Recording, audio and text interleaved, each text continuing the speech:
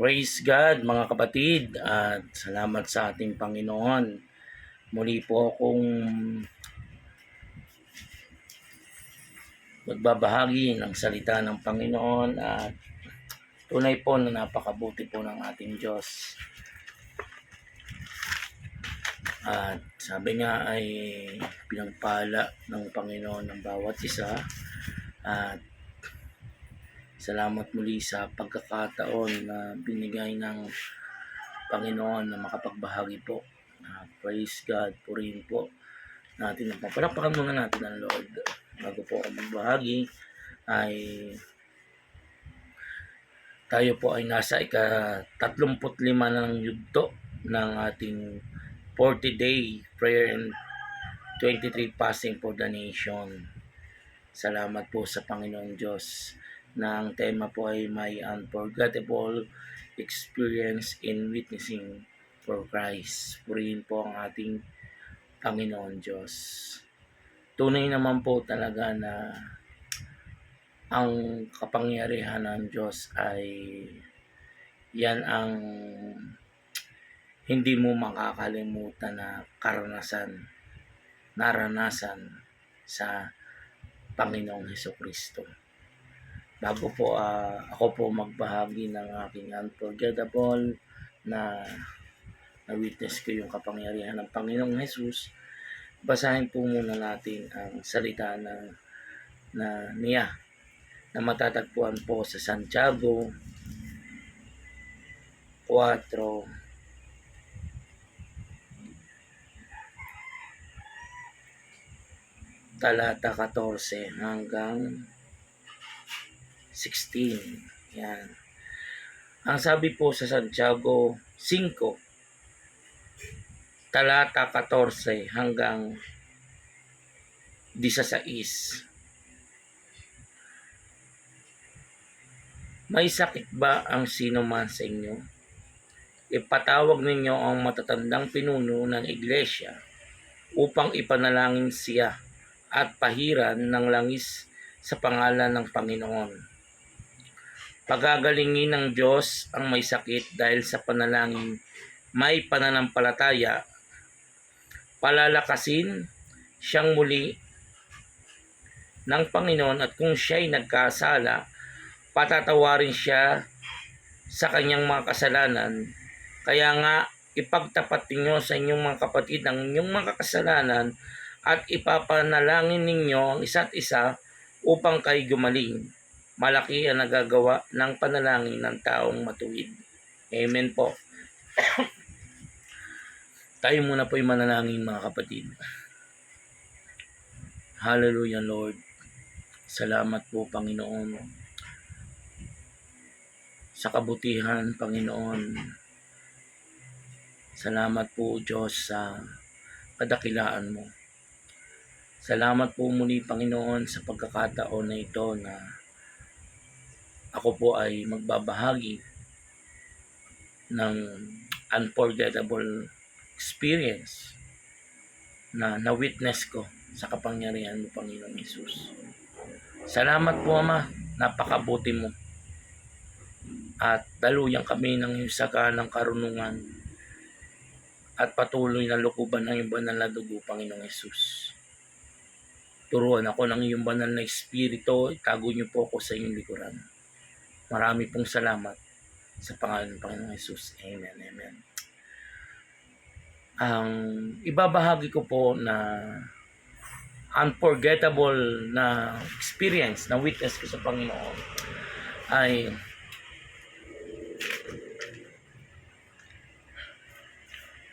noong nakakilala ako sa Lord. Atin munang bago po yung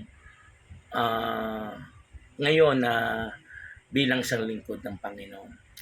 Nung bago pa lang po ako, doon muna tayo mag-umpisa. Naalala ko, natatandaan ko 2010, mga nasa ganung taon.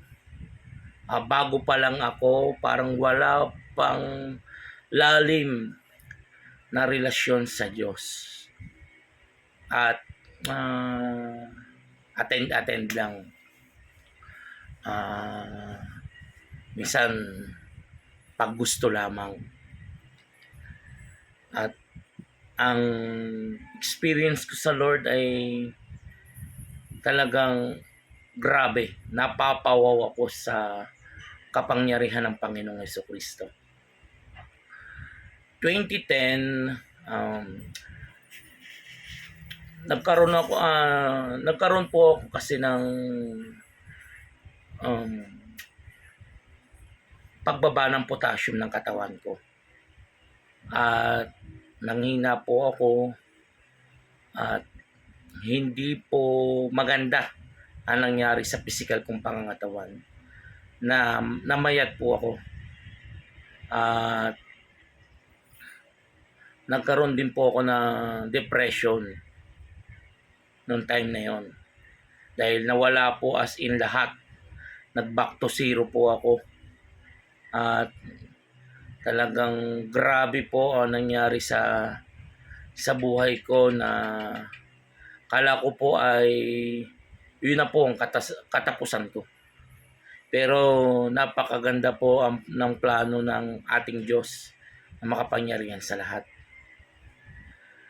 Nagsimula po na makilala ko ang Panginoon ay nabago po ang lahat. Na-witness ko po yung kagalingan ko. At naranasan ko po yung kumpletong kagalingan na bigay ng Panginoon na hindi ko makalimutan. Noong pong panahon na yon ay pumupunta po ang mga kapastoran ng Malabon. Sina Pastora Baby, Pastora Anching, Pastora Tess. Yan po, yung tatlong yan ang magkakasama. Pumupunta po dito sa CELP Batangas. Talagang sila po ay nagtiyaga upang ibahagi at patuloy na palalimin ang relasyon ng mga taga Batangas at makilala pa ng lubos ang Panginoon. Kaya binasa ko po sa inyo yung Santiago 5, talata 14 hanggang 16. Sila po yung mga pastor o lingkod ng Diyos na nagpunta dito. Nung time na yon ay sa physical kong pangangatawan po ay may nararamdaman po akong hindi maganda. Although nag-a-attend na po ako noon. At bago pa lang na nagkakaroon ng laman ng kaisipan ko na sa pagkakilala kay Kristo. Nung time na yon, may iniinda po akong sakit dito sa part ng left side ko sa dibdib. At namaga po siya. As in, paga po itong left side, itong right side, wala naman. Ang sabi daw po ng iba is nasintakan, kung tawag po dito sa Batangas. Na time na yon ay humingi po ako ng prayer sa tatlong pastora kasi nagpunta po sila dito. Sunday po yon. At pinag-pray po nila ako.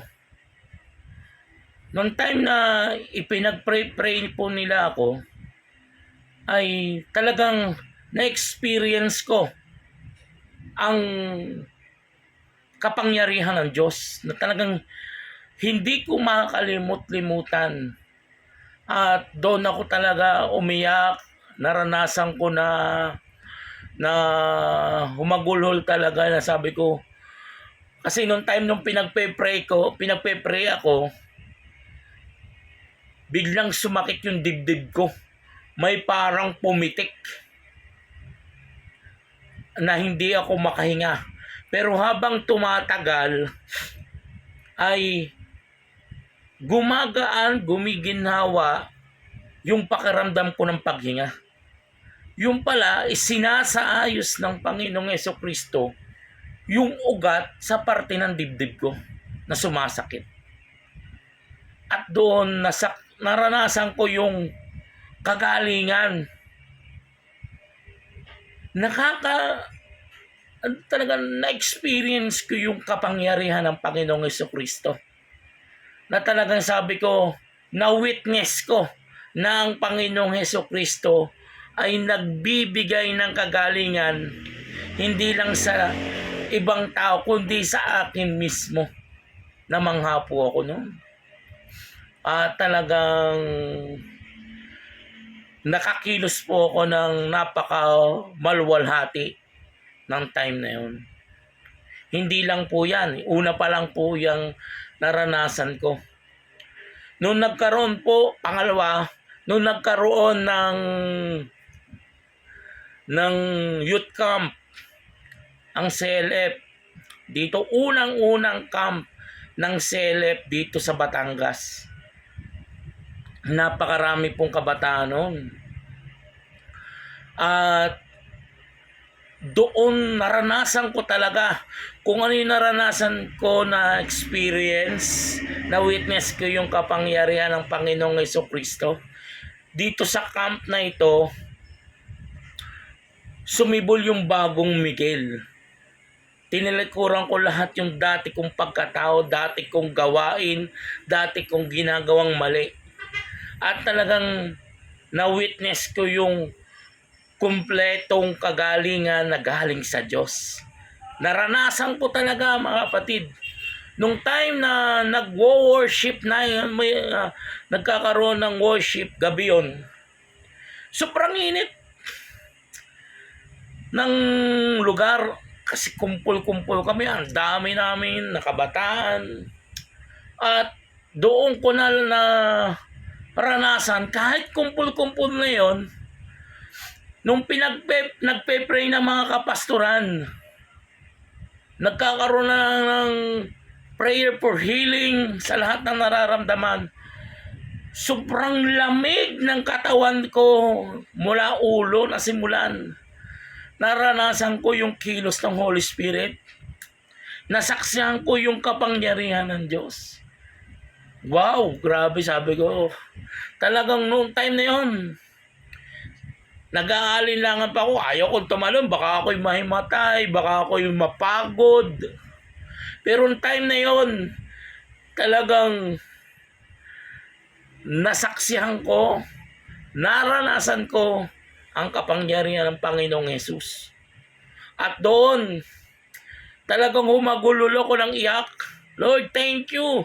Dahil naranasan ko yung experience na ito na hindi ko pa nararanasan noong simula pa lang ng pagkabata ko, hanggang umidad na ako ng ganitong nasa 23 something na yata ako noon, na naranasan ko yung kagalingan kompleto. Hindi lang yon. Noong pangatlong araw, pangatlong nasaksihan ko ang kapangyarihan ng Diyos, pinag-pray ako ng isang pastor at nagkaroon ng healing and deliverance. Kumpletong kagalingan. Ang katawan pala natin ay madaling mapasukan ng bad spirit pag wala si Kristo. Nung time na yon, nung nagkakaroon ng pananalangin sa akin, na mayroong sumamang bad spirit sa buhay ko, kaya kung bakit ako nagkaroon ng sakit. Nagkaroon ako ng hypokalemia, paralysis, yung sa potassium nga.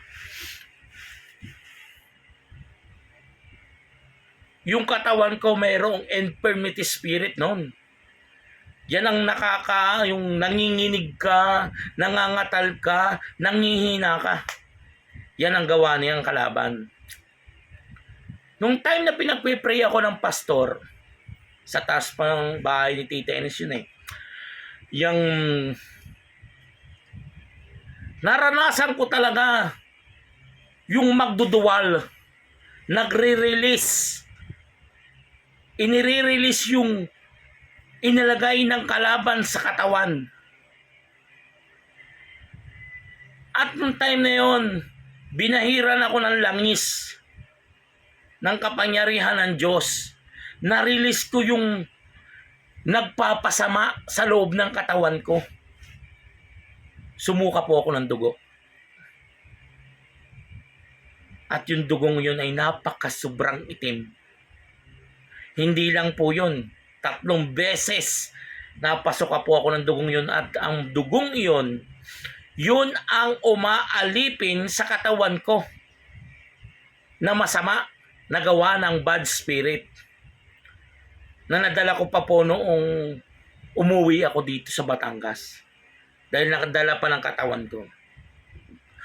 Nung na-release ko yun, 3 umpok na maliliit lang naman na dugo, kulay itim.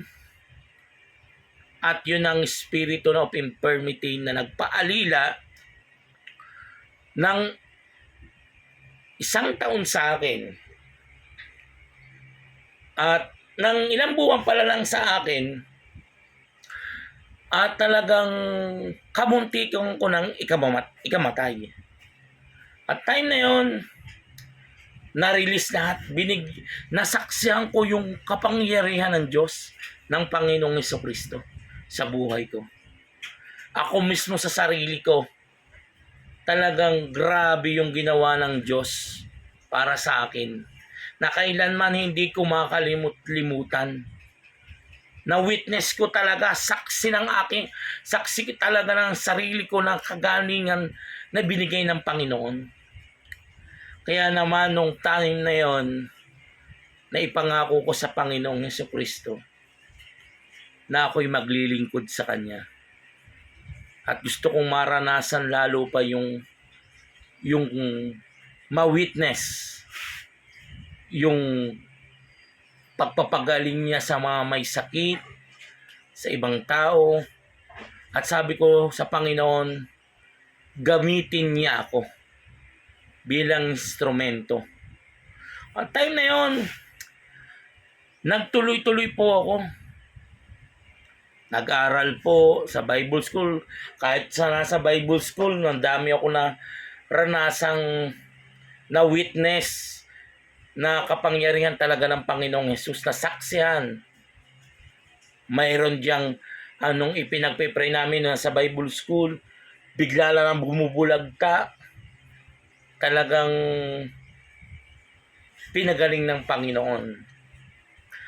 At nung ako umuwi po dito muli sa Batangas, at doon ko po lalo naranasan at nasaksihan ang kapangyarihan ng Panginoong Jesus. Nung ako'y nagpapastor na po dito sa Batangas, nandun yung challenge. Talagang sa una, tinatanong ko pa ang Panginoong Jesucristo, Lord, kaya ko ba? Pero ang binigay mo lang sa akin mensahe na hindi ko din makawin yung sa awit 91 verse 14 na ikaw ay sasa iyo, diba? Na ikaw ay kilalaning Diyos. Talagang doon ko yun din ang pinanghawakan ko hanggang sa nagpatuloy sa paglilingkod sa Panginoon. At maraming nasaksihan, tulad po ng isang babae na talagang nagboboses sa bata ang imik. Yan. At sabi nga ay 7 yung nasa sa kanya. At nung tinatanong ko na nasa ngayon po, sabi may isa pa. At sabi nga ay gustong-gusto niya suko na sa Panginoon. Doon naranasan ko po na talagang kumilos ang Panginoong Jesucristo doon sa babae. At marami pa po na naranasan na na-witness ang kapangyarihan ng Diyos. Tulad po nung sa payapa. Ang sa payapa po yung matanda. 83 years old na. 83 years siyang walang pagkakilala kay Kristo. Noong pinatanggap po namin siya, naliwanagan siya. Nalaman niya si Kristo ang Panginoon na tagapagligtas ng buhay niya. Nakakamangha po ang kapangyarihan ng Panginoong Jesus. At yung pong mismong, yung isa pa po na dalaga na nagpe-pray ng kagalingan. At nung time na hinipo niya yung part na masakit sa kanyang katawan, At nagpray po ang bawat isa ay siya'y gumaling. Nasaksihan po ng marami. Talagang ang kabutihan po ng Diyos, at kapag hiningi mo na ang taong ito'y gumaling, talagang gagaling sa tulong po ng kapangyarihan at ng banal na Espiritu ng Panginoon. Marami pa ang naranasan na unforgettable na nasaksihan na kapangyarihan ng Diyos. Tulad po ng yung pong na-stroke po. Dati, hindi talaga siya makalakad. Wala, sa part ng katawan niya, hindi niya may galaw. Nung ipinanalangin po namin, siya mismo naranasan niya ang kagalingan. Nasaksihan po ng napakarami. Na-witness po kung gaano makapangyarihan ng Diyos. At siya mismo gumaling.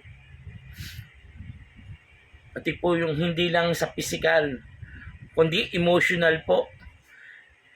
Yung isang nanay na galit sa kanyang anak ay natutong magpatawad at nahil po yung gumaling po yung kanyang emotional, yung kanyang natuto siyang magpatawad at magmahal. Hindi lang po sa mga may sakit na may karamdaman nagbibigay ng kagalingan ng Diyos, kundi sa emotional, mental, pinapagaling ng Panginoon. Kaya napakabuti po ng Panginoong Hesus. Pati po yung mga kabataan na ayaw makinig ng salita ng Diyos, mahirap sasabihin ay sumunod. Na witness din po ng inyong lingkod na habang tumatagal at itinatanim ang salita ng Diyos at talagang pumupukol sa kaisipan at puso nila, nagkakaroon sila ng relasyon sa Panginoon. Na witness nila din ang kapangyarihan papaano kumilos ang Panginoon sa buhay nila. Hindi lang sa kagayan, kundi yung mga pinansyal na pangangailangan, na witness ko din po yan. Yung walang trabaho, binigyan na promote.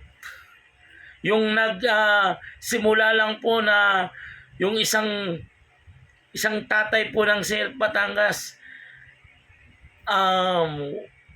hindi niya alam kung anong trabaho niya, humingi siya sa Panginoon. At ang ibinigay sa kanyang kaisipan ay mag-junk shop, mga lakal. Humiram po sa akin yan ng 1,000. At nung nag-time na yon, doon na nagtuloy-tuloy. At doon siya nagtuloy-tuloy din sa pagsamba sa Diyos. Nasaksihan niya na ang Diyos ay hindi madamot. Siya yung Diyos na nagpo-provide ng lahat. O, nagtutuloy-tuloy. Yung 1,000 na hiniram sa akin ay balik na. Napalago niya. Nagkaroon na siya ng kapitan. Marami na rin po siyang nabili, nagamit sa kanilang bahay. At hanggang ngayon po, yung po ang kanyang trabaho na kumikita siya.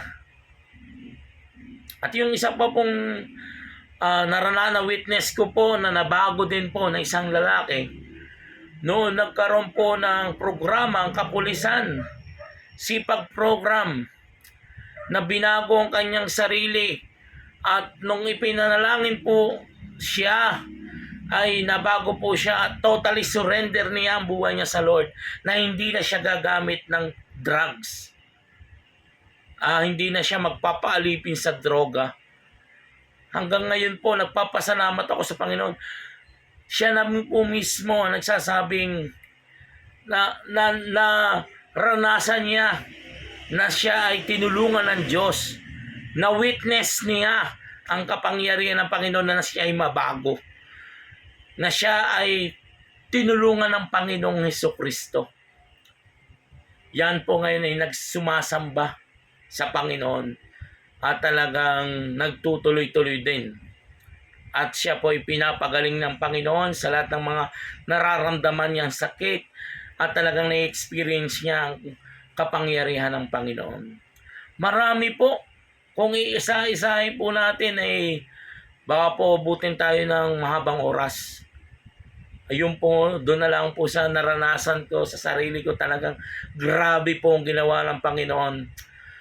Talagang manampalataya lang tayo sa Lord, magtiwala ng lubos at tuluyang isuko ang buhay sa Kanya at lumalim ang relasyon sa Kanya. Siya lagi ang ating tawagin. Siya yung patuloy na gawing Panginoon at tagapagligtas ng iyong buhay. Hindi lang yung kapag kailangan siya ang tinatawag mo, kundi araw-araw dapat siya ang tinatawag mo. At patuloy na sa Kanya manalig at magtiwala. Sapagkat siyang makapangyarihang Diyos. Wala nang iba. Hindi kailanman tayo maliligtas ng mga Diyos-Diyosan na nakikita ng ating mga mata, kundi yung makapangyarihang Diyos na sabi sa Jeremias 23, siya yung Diyos na nasa lahat ng dako. Hindi siya nananatili sa isang lugar lamang. Nasa lahat ng dako ang Panginoon. Kaya kapag tumawag ka at tumingi ka ng tulong sa Lord, nako, grabe anak, ikaw ay pagpapalain at tutulungan ng Diyos. Sapagkat ang Panginoon ay makapangyarihan sa lahat. Kaya tayo ay lalong magpakalalim. Patuloy na magbasa ng Biblia, manalangin, sapagkat siya lamang at wala nang iba ang ating dapat panampalatayanan. Nag-iisang Diyos na makapangyarihan sa lahat. Marami pong salamat. Hallelujah. Purihin po ang ating Panginoon. Tayo po'y manalangin mga kapatid. Hallelujah, Lord God. Salamat po.